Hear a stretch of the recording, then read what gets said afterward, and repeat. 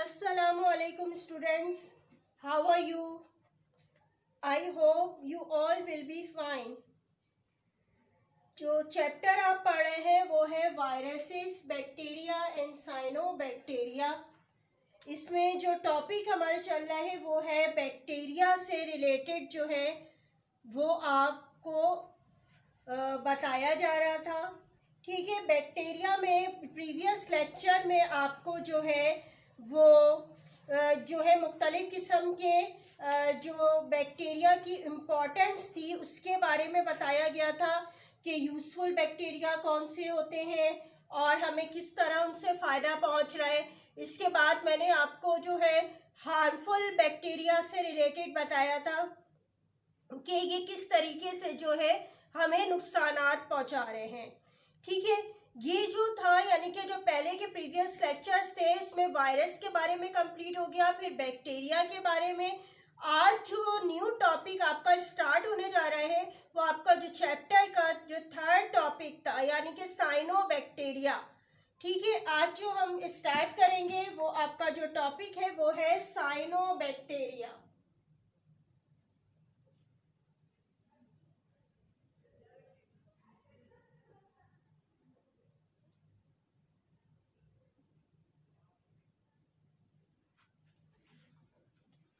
अच्छा, साइनोबैक्टीरिया जो आप पढ़ेंगे आज, इससे बारे में बता दूं कि ये साइनोबैक्टीरिया को जो है कॉमनली जो है वो ब्लू ग्रीन एल्गी भी कहा जाता है।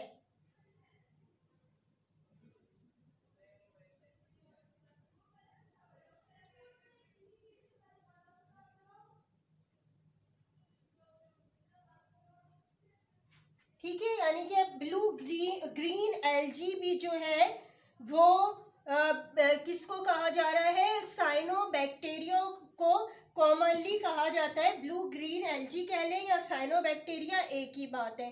ठीक है, अब आ जाते हैं इसके मुख्तलिफ कैरेक्टरिस्टिक्स की तरफ। किसकी, साइनोबैक्टीरिया के। अगर हम कैरेक्टरिस्टिक्स को देखें तो नंबर 1 कैरेक्टरिस्टिक्स है these blue green algae are prokaryotic।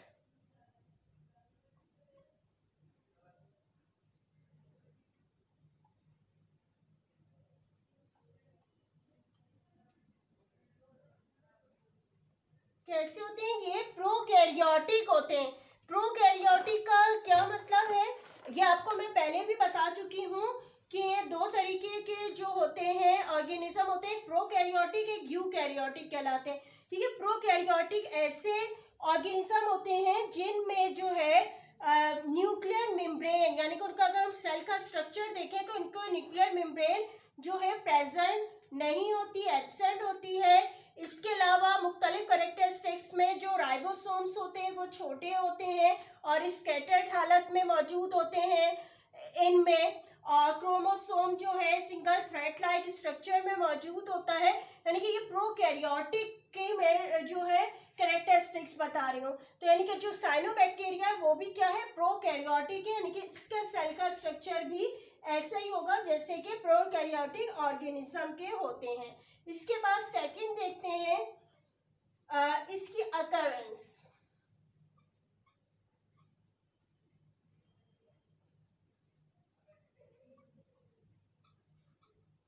ठीक है, अगर हम इसकी अकरेंस की बात करें तो ये किस तरह होते हैं, ये या तो अलोन रहते हैं या बिल्कुल अकेले होते हैं या फिर कॉलोनी की सूरत में यानी कि बहुत सारे एक साथ होंगे, या फिर ये जो होते हैं वो सिंगल जो होते हैं वो दिखाई देते हैं। इसके बाद नंबर 3 अगर हम इसका कैरेक्टरिस्टिक्स देखें, सेल वॉल, यानी कि इसकी अगर हम सेल का स्ट्रक्चर देखेंगे तो इसकी सेल वॉल कैसी होती है, डबल लेयर होती है। ठीक है, यानी कि जो इसकी सेल वॉल की जो लेयर होगी वो कैसी होती है, ये डबल लेयर होते हैं। इसके बाद नंबर 4 कैरेक्टरिस्टिक कि इनका प्रोटोप्लाज्म। ठीक है, इनका प्रोटोप्लाज्म कैसा होता है कि अगर इसका सेल का स्ट्रक्चर देखा जाए तो इनमें जो प्रोटोप्लाज्म होता है ये 2 टाइप्स आउटर जो कलर रीजन होता है,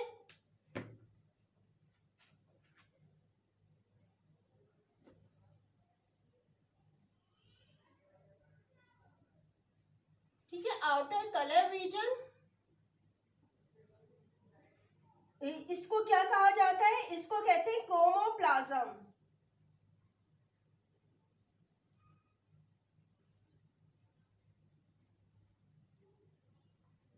ठीक है, यानी कि कलर जो रीजन होता है इसको क्या कहा जाता है? क्रोमोप्लाज्म कहा जाता है, आउटर जो होता है। और अगर इनर देखें, जो इनर इसका प्रोटोप्लाज्म होता है,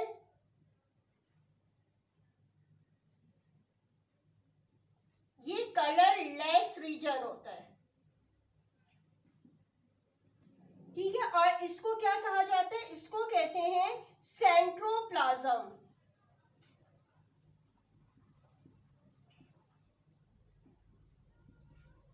ठीक है, यानी कि प्रोटोप्लाज्म इसको कहा जा रहा है। इस तरह के अगर ये सेल का स्ट्रक्चर मौजूद है तो इसकी जो आउटर लेयर है, जो इसको क्या कहा गया?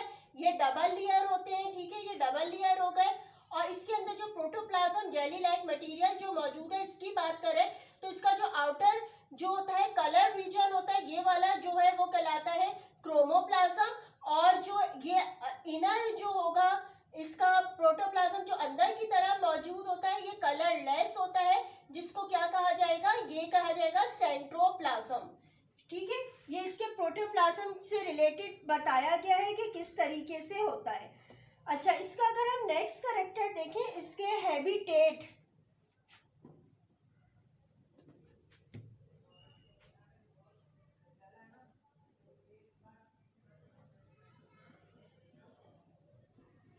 हैबिटेट यानी कि कहाँ रहते हैं, कहाँ पाए जाते हैं? ये cyanobacteria found in fresh water, few are marine. यानी कि ये कहाँ होते हैं? ज्यादातर जो ये फाउंड मिलते हैं हमें फ्रेश वाटर में, यानी कि लेक में, जो है झीलों में, दरियाओं में ये मौजूद होते हैं। और जो कुछ जो है वो मैरीन होते हैं, नहीं कि सी लाइफ में, समंदर में जो है मौजूद होते हैं, मैरीन लाइफ में। अच्छा, इनकी अगर देखा जाए कि इनमें सेक्सुअल रिप्रोडक्शन कैसी होती है,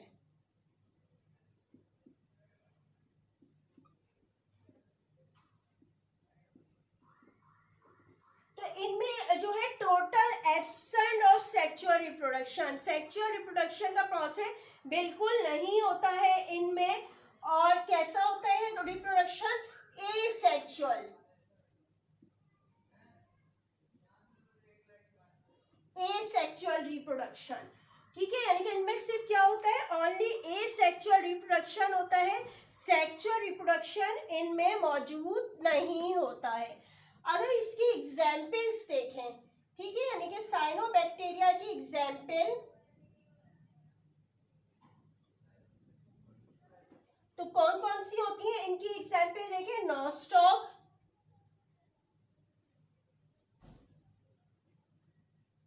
और इसके अलावा एनाबीना।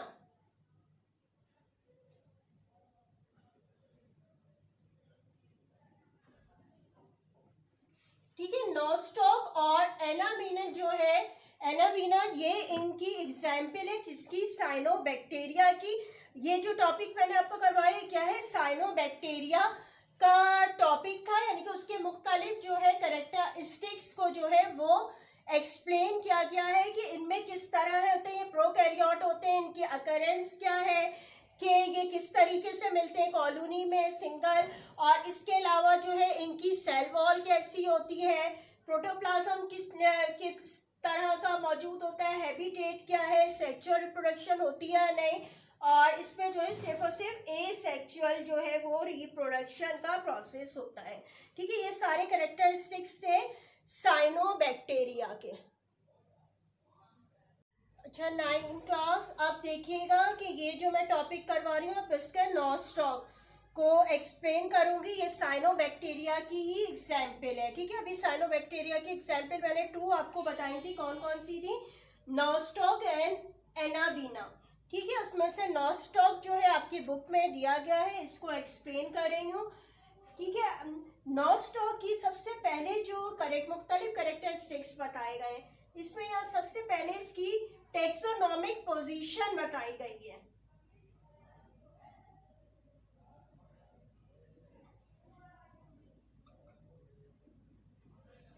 ठीक है, टैक्सोनॉमिक पोजीशन अगर देखी जाए तो इसको न्यू क्लासिफिकेशन जो की गई है, इसमें नॉस्टॉक को कहाँ रखा हुआ है, किंगडम प्रोकैरियोटा यानी मोनेरा में जो है इसको रखा गया है। ये क्लासिफिकेशन मैंने लेक्चर आपको पूरा समझा चुकी हूँ पहले। ये जो चैप्टर था हमारा क्लासिफिकेशन का, उसके हवाले से इसमें बताया गया है कि इसको किंगडम प्रोकैरियोटा में जो है वो रखा गया है, किसको, नॉस्टॉक को। इसके बाद अगर हम इसका स्ट्रक्चर देखें,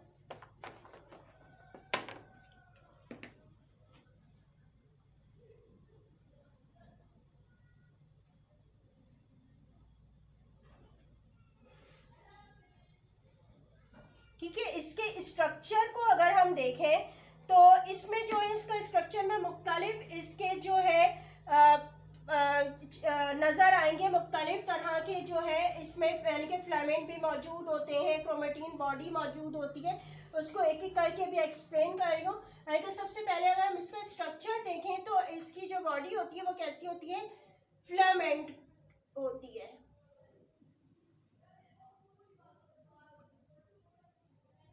ठीक है, इसकी जो बॉडी होती है यानी कि नॉस्टॉक जो है फिलामेंटस होता है, और इसमें जो है intermix the gelatinous mass forming, यानी कि इसमें जो है फिलामेंट धागे की तरह होगा लंबा सा, और इसमें जो है वो जिलेटिनियस मास यानी कि एक जो है स्टिकी टाइप का जो है मटेरियल जो मौजूद होता है इसके साथ लगा हुआ होता है, और ये इस तरह नजर आते हैं जैसे कि बॉल लाइक स्ट्रक्चर है। ठीक है, राउंड टाइप ये स्ट्रक्चर नजर आते हैं, और ये जो है फ्लोट करते रहते हैं, तैरते रहते हैं पानी के ऊपर। अच्छा, अगर हम इसके सिंगल फिलामेंट को देखें, ठीक है, अगर हम सिंगल फिलामेंट देखें इसको तो हमें किस तरह नजर आता है, ये चेन ऑफ बीट, यानी कि जिस तरह तस्बीह के दाने होते हैं ना, ये हमें बिल्कुल इस तरीके का नजर आ रहा होता है। अगर हम इसकी जो है मैं अगर डायग्राम बनाऊं तो ये इस तरह होते हैं कि इसके अंदर प्रोटोप्लाज्म वगैरह मौजूद होगा, ये इस तरह।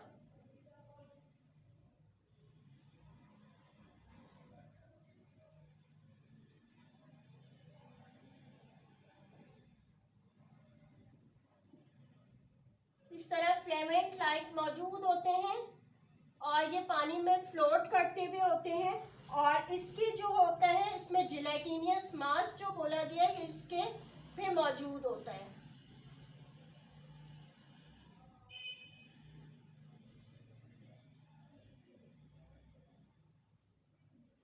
ठीक है, स्टिकी मटेरियल होता है जिलेटिनियस मास।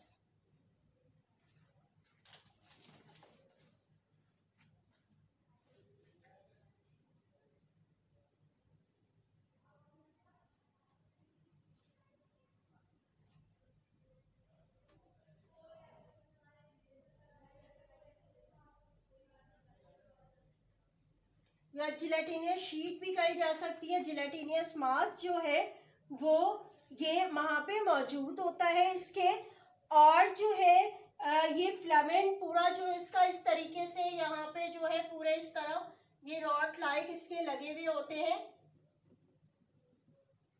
अटैच होते हैं, ये बॉल लाइक बिल्कुल इस तरह नजर आता है जैसे कि तस्बीह के दाने हैं।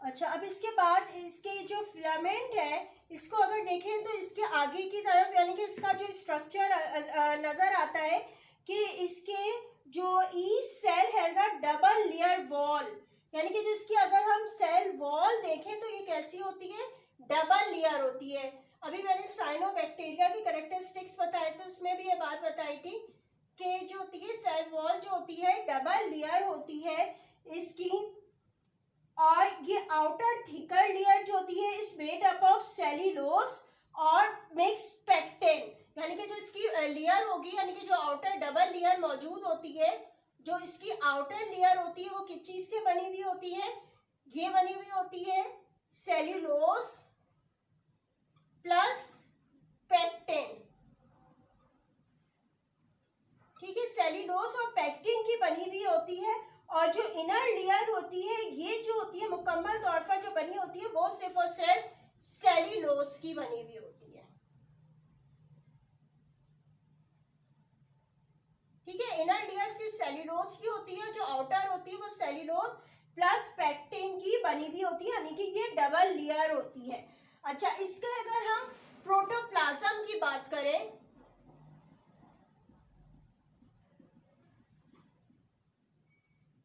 ठीक है, अगर हम इसका प्रोटोप्लाज्म की बात करें तो ये अभी जो मैंने आपको बताया था साइनोबैक्टीरिया का, इसी तरीके से इसमें भी मौजूद होता है कि ये 2 टाइप्स का होता है, ये 2 कलर्स का नजर आ रहा होता है, डिफ्रेंशिएट कर सकते हैं।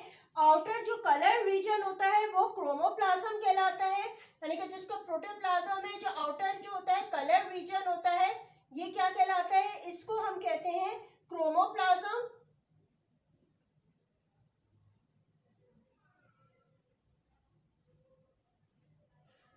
और जो इनर होता है वो कलरलेस होता है। ठीक है, जो अंदर का जो होता है वो कलरलेस होता है, और इसको हम क्या कहते हैं, सेंट्रोप्लाज्म। ठीक है, इस तरह यानी कि 2 तरह से इसके जो प्रोटोप्लाज्म को हम डिफरेंशिएट कर सकते हैं। ठीक है, इसके अलावा अगर हम इसके स्ट्रक्चर में देखें कि और क्या क्या जो है चीजें मौजूद होती हैं, कैसा स्ट्रक्चर होता है इसका, तो इसमें जो होते हैं मुख्तलिफ किस्म के ऑर्गेनेलीज जो होते हैं,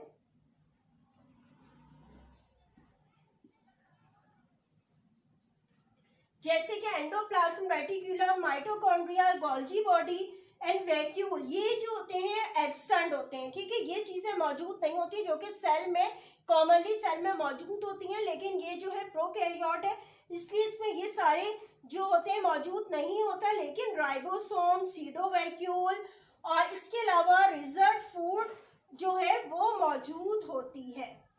इसके अलावा जो इसकी है जो क्रोमैटिन बॉडी,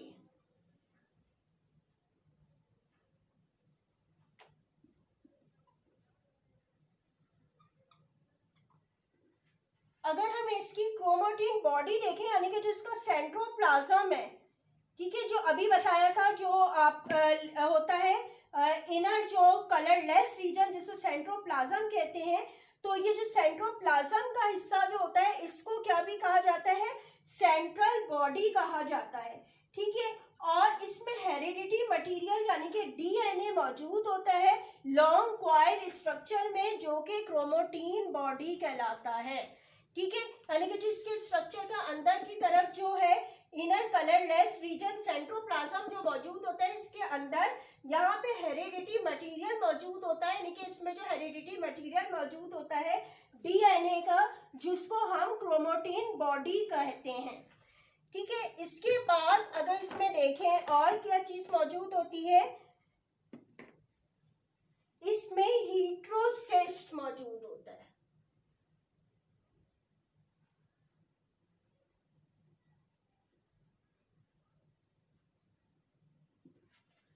हीट्रोसिस्ट, अब ये हीट्रोसिस्ट क्या होता है, ये कैसे शेप का होता है, ये दरअसल slightly larger oblong colourless cell होते हैं जो कि थोड़े बहुत जो होते हैं थिक होते हैं, वॉल के बने हुए होते हैं, और ये हीट्रोसिस्ट कहलाते हैं।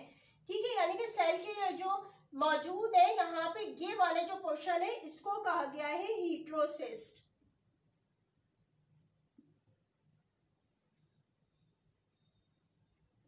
ठीक है, ये मौजूद होते हैं, और इसका अगर फंक्शन की बात की जाए हीट्रोसिस्ट का फंक्शन क्या है, तो ये क्या होते हैं, ये नाइट्रोजन फिक्सेशन का काम करते हैं। ठीक है, नाइट्रोजन को फिक्स करने का काम करते हैं, और लेकिन इनका ताल्लुक जो है अनफेवरेबल कंडीशन में भी होता है, खास तौर पर जब ये इन्हें फिलामेंट को जो है वो मल्टीप्लिकेशन करना, यानी कि एक सिंगल होते हैं तो ये क्या होता है, अनफेवरेबल कंडीशन में क्या करते हैं, ये जो होते हैं ये मल्टीप्लाई हो जाते हैं और ज़्यादा तादाद में जो है होते हैं मल्टीप्लाई होते हो जाते हैं। ठीक है, ये वो फंक्शन को कवर कर रहा होता है कौन, हेटेरोसिस्ट, जो कि इसमें नॉनस्टॉक में मौजूद होता है। ठीक है, ये जो था आपको कैरेक्टरिस्टिक समझाए गए किसके, नॉनस्टॉक के, और जो है इसकी डायग्राम है। अच्छा, इसमें जो है आपको मैंने यानी कि तीनों वायरस के बारे में पहले चैप्टर में समझा चुकी हूँ, फिर बैक्टीरिया का पूरा जो है हो चुका है कवर, आज जो था वो साइनोबैक्टीरिया के बारे में कैरेक्टरिस्टिक, और फिर ये नॉनस्टॉक, यानी कि आज जो इसकी जो है वो एक्सप्लेनेशन इस पूरे चैप्टर की कंप्लीट हो गई है आपकी। ये पूरा चैप्टर, इसके जो है क्वेश्चन आंसर रह गए अभी मैं करवा रही हूँ आपको, और ये पूरा एक तरह से जो आपका है वो पूरा कंप्लीट हो गया है। क्लास 9 होमवर्क देख लीजिए। होमवर्क मैं आपको दे रही हूँ, क्वेश्चन नंबर 11 तक मैं पहले करवा चुकी हूँ। आज जो है वो क्वेश्चन नंबर 12 है। State the salient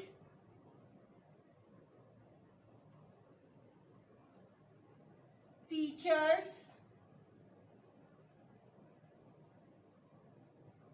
of cyanobacteria।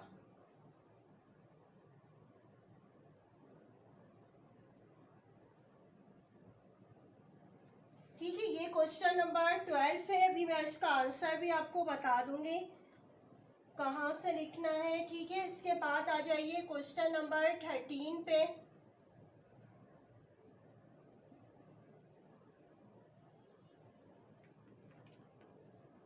Describe the journal characters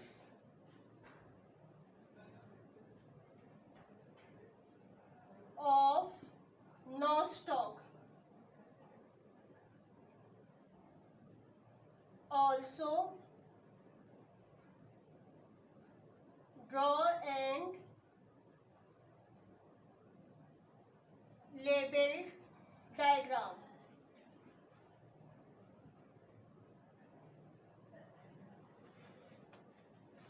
ठीक है, ये क्वेश्चन नंबर 12 है आपका, और आपका क्वेश्चन नंबर 13 है। अब इसके आंसर जो है अपनी बुक ओपन कर लीजिए, पेज नंबर 81 पे।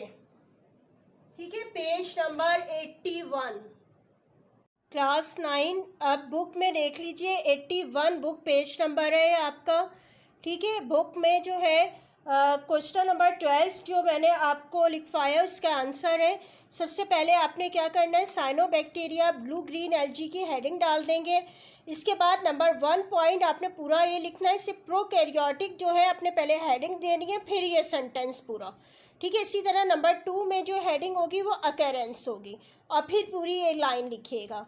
इसी तरह नंबर 3 में सेल वॉल आपकी हेडिंग होगी, फिर सेल वॉल इज डबल लिया ये लाइन। फिर नंबर 4 प्रोटोप्लाज्म हेडिंग है आपकी, फिर आपने ये पूरा लिखना है। फिर नंबर 5 में आपकी हेडिंग कौन सी हो जाएगी, हैबिटेट। अच्छा, 6 में कौन सी होगी, सेक्सुअल रिप्रोडक्शन। 7 में एसेक्सुअल रिप्रोडक्शन, और 8 एग्जाम्पल की हेडिंग है। ठीक है, इसको भी यहीं पे लिख के स्टार्ट कीजिएगा, और हर के बाद लाइन लीव करके लिखा करें। ठीक है, हर सेंटेंस के बाद, यानी कि टोटल 8 पॉइंट्स हैं आपके जो है यहाँ तक जो है आपका ये आंसर नंबर 12 जो है वो कंप्लीट हो जाएगा। इसके बाद जो है आपका जो है question 13 describe the general characteristics of नॉनस्टॉक ABC 81 book page number पे है। इसको देख लें। पहले नॉनस्टॉक की मैंने एरो लगाया, यानी कि सेंटर हेडिंग हो जाएगी। ठीक है, फिर ये साइड हेडिंग अब इसी तरह टैक्सोनॉमिक पोजीशन की डालेंगे, पूरा लिख लीजिएगा इसको ब्रैकेट में। फिर स्ट्रक्चर की हेडिंग डलेगी। अच्छा, स्ट्रक्चर की हेडिंग के बाद इसको फिर 1 2 3 करके इसको डिस्क्राइब करना है, यानी कि इसका स्ट्रक्चर किस तरह होता है। फिलामेंट को करना है, फिलामेंट यहाँ से लेके आपको ब्रैकेट नज़र आ रहा होगा यहाँ स्ट्रक्चर तक। ठीक है, और फिर जो है फिर स्ट्रक्चर तक लिखने के बाद फिर जो है आपने यहाँ से लिखना है आ सिंगल फिलामेंट, ठीक है, आ सिंगल फिलामेंट से लेके यहाँ तक ओवल सेल, यानी कि पूरा फिलामेंट का ही आएगा, ठीक है, 2 हिस्सों में है, फिलामेंट का यहाँ तक हो जाएगा ओवल सेल तक ये पूरा कंप्लीट। इसके बाद देखिएगा सेल वॉल हेडिंग है, ठीक है, सेल वॉल की हेडिंग आपने यहाँ सेल्यूलोज तक लिखना है, ठीक है। थर्ड हेडिंग देख लीजिए प्रोटोप्लाज्म, जी नंबर 3 थर्ड हेडिंग मैंने लिखा अभी प्रोटोप्लाज्म है, ये आपने यहाँ तक लिखना है। इसके बाद नंबर 4 जो है ऑर्गेनेलीज है, ये आपने पूरा पैराग्राफ लिखना है। फिर क्रोमेटिन बॉडी है, ठीक है, ये आपने पूरा पैराग्राफ लिखना है। नंबर 6 है हीट्रोसिस्ट, ठीक है, हिस्ट्रोसिस्ट का 81 से 82 तक पेज पे। नेक्स्ट पेज पे आ जाइए। यहाँ पे देखिएगा ये यहाँ तक जो हीट्रोसिस्ट का यहाँ तक लिखिएगा। अच्छा, इसके बाद आपने हेडिंग डालनी है फंक्शन ऑफ हीट्रोसिस्ट, ठीक है, मैंने लिखी है हीट्रोसिस्ट का फंक्शन, ये पूरा यहाँ तक आपका, ठीक है, ये आपका हो जाएगा। अच्छा, डायग्राम आपने ये वाली बनानी है जो मैंने बोर्ड पे भी बनाई थी, इसको नहीं बनाइएगा, ठीक है। ये जो है अंडर माइक्रोस्कोप दिखाया गया कि किस तरह नज़र आ रहे हो, तो और ये सिंगल है और इसमें जो इसकी लेबलिंग है ये भी करनी है, ठीक है। उसकी मेन हेडिंग भी डालिएगा नो स्टॉप की, ठीक है। ये आपका जो है ये आंसर्स मैंने बता दिए आज के कौन से थे 12 और 13, ठीक है, ये आपने करने। अच्छा, इसके बाद जो इसकी बुक एक्सरसाइज है जो मैं पहले भी जिस तरह करवाती रही हूँ कि ये आपने खुद से करनी होती हैं, फिलिंदा ब्लैंक्स है, ट्रू फॉल्स है, MCQs है, ठीक है, ये आप खुद से सॉल्व कीजिएगा इसको बुक पे, इसको करके देखिए, खुद से करके देखिए ताकि आपके चैप्टर एक्सप्लेन हुआ है तो आपको पता चल जाएगा हमें कितना आता है। एग्जाम्स में मैं आपको पहले भी बता चुकी हूँ सिर्फ MCQs आते हैं, ठीक है, लेकिन आपका फिलिंदा ब्लैंक्स भी करेंगे तो वही चीज़ें आप जब ही कर सकते हैं MCQs भी जब आपको फिलिंदा ब्लैंक्स हो चाहे ट्रू फॉल्स हो, हर तरह, यानी कि आपका कॉन्सेप्ट क्लियर होना चाहिए, ठीक है। आप फॉल्स भी लिख रहे हैं तो आपको पता होना चाहिए ट्रू क्यों है, तो आप इस तरीके से जो है वो MCQs भी आसानी से कर लेंगे। यानी कि ये पूरा चैप्टर आज आपका ये कंप्लीट हो गया, बैक्टीरिया वायरसेस एंड साइनोबैक्टीरिया के कुछ आंसर भी यहाँ तक थे, 13 तक मैंने कंप्लीट करवा दिए और ये एक्सरसाइज आपने खुद से करनी है, ठीक है। थैंक यू, अल्लाह हाफिज़।